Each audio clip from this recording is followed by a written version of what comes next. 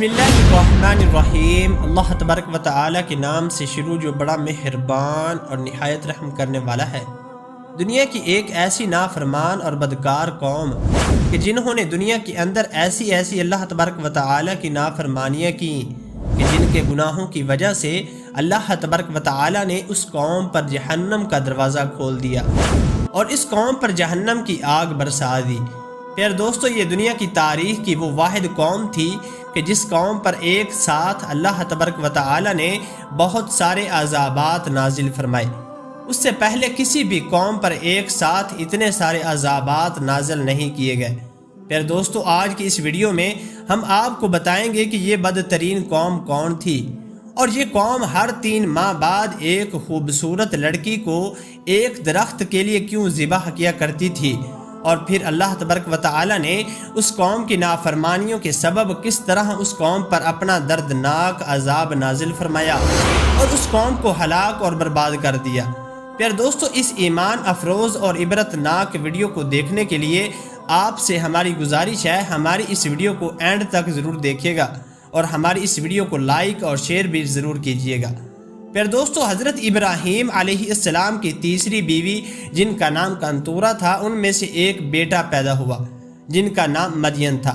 اس طرح مدین اپنے اہل و عیال کے ساتھ اپنے سوتیلے بھائی حضرت اسماعیل علیہ السلام کے ساتھ مدین کے اندر آباد ہو گئے۔ یہاں پر مدین کی آل اولاد بہت زیادہ بڑی اور اسی وجہ سے مدین کی آل اولاد کو اہل مدین یا اہل مدین کا پکارا جانے لگا۔ حضرت ابراہیم علیہ السلام کے اس بیٹے کی نسل آہستہ آہستہ بڑھتی چلی گئی اور یہ نسل اتنی بڑھی گئی کہ ایک بہت بڑا قبیلہ بن گیا۔ اس طرح جب اس قوم کی نسل بہت زیادہ بڑھ گئی تو انہوں نے اپنے علاقے کو 2 حصوں میں تقسیم کر لیا۔ شہری علاقے کو مدین پکارنے لگے اور جبکہ دیہاتی علاقے کو ایکا کہا جانے لگا، اور انہی لوگوں کا ذکر بھی اللہ تبارک و تعالی نے قرآن پاک میں اصحاب ایکا کے نام سے کیا ہے۔ ایکا کا مطلب ہے جھنڈ والے، اور سرسبز و شاداب جھاڑیوں کے ہیں۔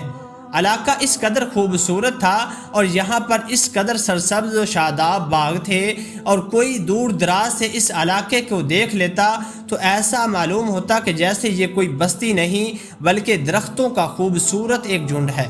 اس وجہ سے اللہ تبارک و تعالی نے اس قوم کے لیے ایکا کا لفظ استعمال کیا، جبکہ حضرت امام ابن کثیر رحمۃ اللہ علیہ بیان فرماتے ہیں کہ اس قوم کی بستی کے اندر ایکا نامی کا ایک درخت ہوا کرتا تھا جس درخت کی یہ قوم پوجا کیا کرتی تھی،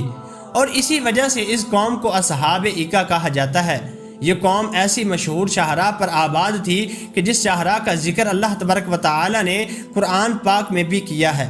اسی اشارے کو اللہ تبارک و تعالی نے قرآن پاک میں امام مبین یعنی کھلی شاہراہ کہا ہے۔ پھر دوستو، اہل مدین ایسی خوشحال اور امیر ترین قوم تھی کہ دور دراز سے قافلے ان کی بستیوں میں آتے اور یہاں سے پھل، اناج اور سبزیاں وغیرہ لے جاتے، اور اہل مدین کی بستی اس قدر خوبصورت تھی کہ دور دراز سے لوگ ان کی بستی کو دیکھنے کے لیے آیا کرتے۔ چونکہ یہ قوم ایک بہت بڑی شاہراہ پر آباد تھی، لہٰذا اسی وجہ سے آنے جانے والے مسافر ان کی بستی کے اندر ضرور رکا کرتے، جس کی وجہ سے اس بستی کے لوگ تجارتی کاروبار سے منسلک ہو کر بہت زیادہ امیر بن چکے تھے۔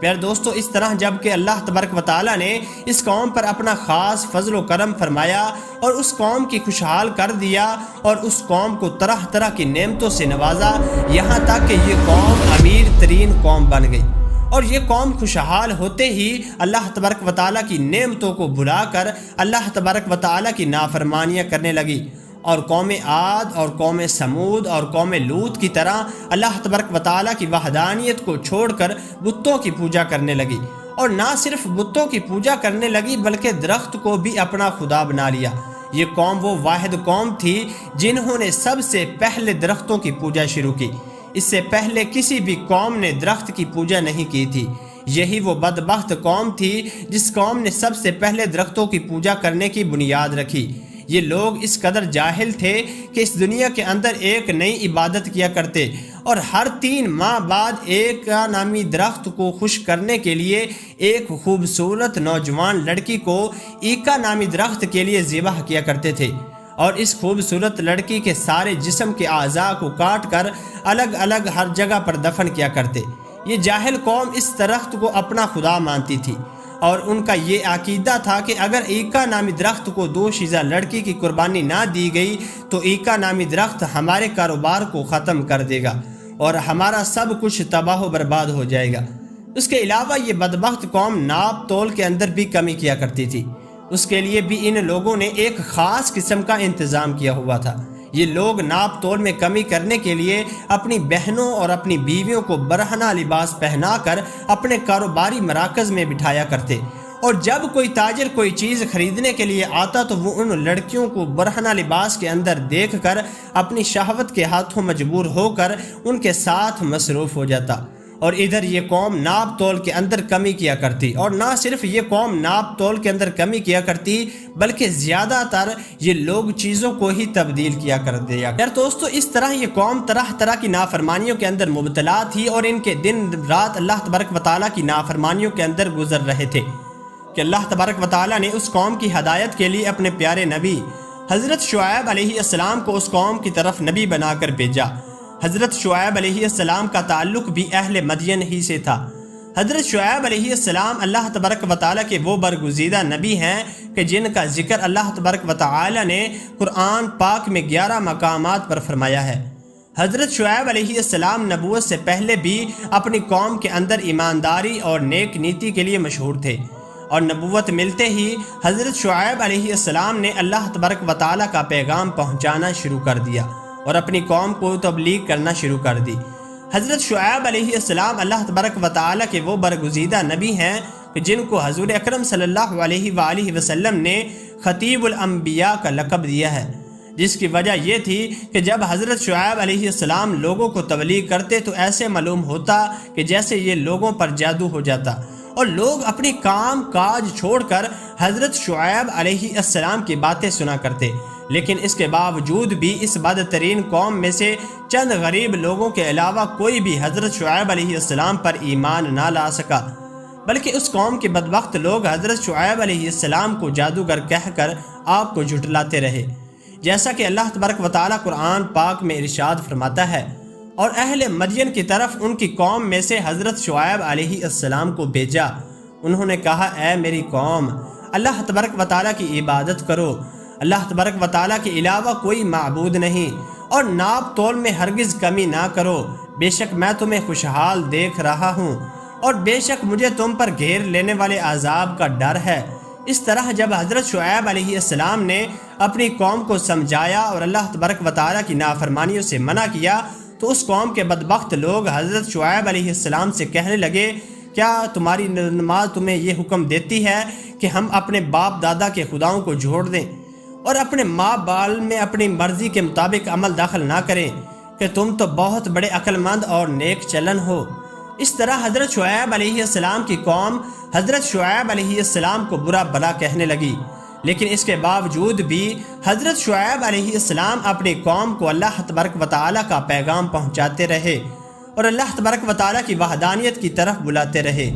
اس طرح جب حضرت شعیب علیہ السلام کی قوم کسی بھی طرح سمجھانے کے باوجود اپنے گناہوں سے باز نہ آئی تو حضرت شعیب علیہ السلام نے پرانے قوموں پر نازل ہونے والے عذابات کو سنا کر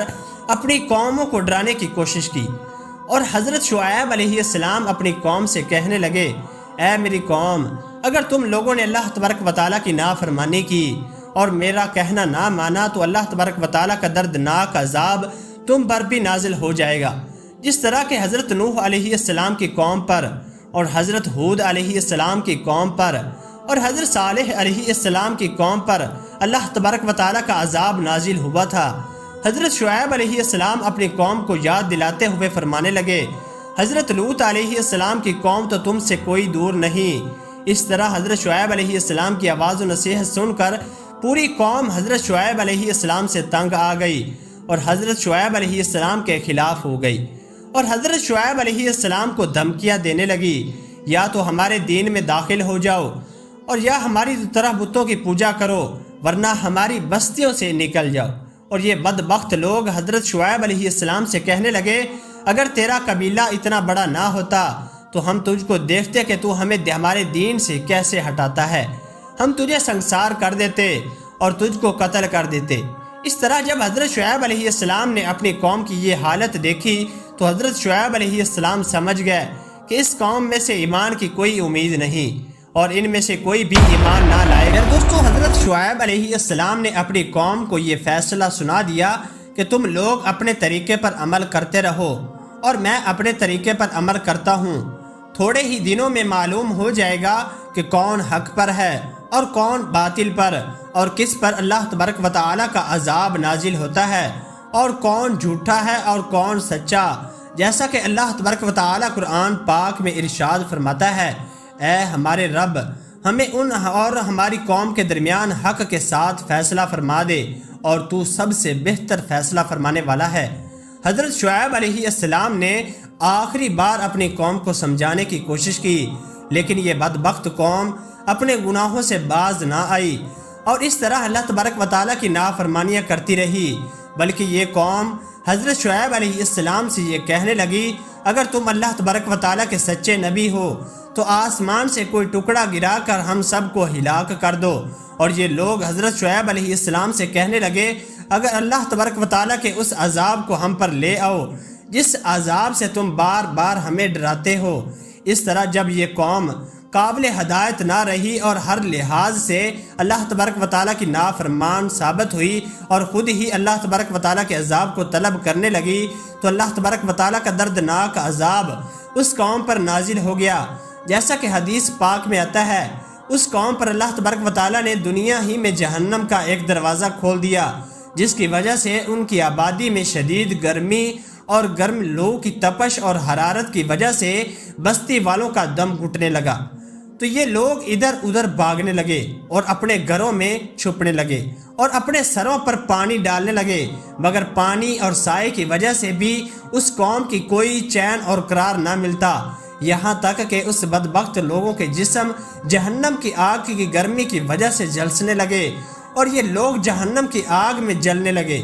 پھر اللہ تبارک و تعالیٰ نے آسمان سے بادل کا ایک ٹکڑا بھیجا، اس بادل نے بستی کو ایک طرف سایہ کر دیا اور اس بادل کے سائے کے نیچے ٹھنڈی ہوا چلنے لگی۔ یہ منظر دیکھ کر اس قوم کے تمام تر بدبخت لوگ اس بادل کے سائے کے نیچے آ گئے۔ جیسے ہی اس قوم کے بدبخت لوگ اس بادل کے سائے کے نیچے جمع ہو گئے تو اس وقت ایک زوردار چیخ سنائی دی۔ پھر اللہ تبارک و تعالیٰ نے اس قوم پر آگ کے گولے برسائے اور ساتھ ہی اس قوم پر زلزلے کا عذاب بھی نازل کر دیا۔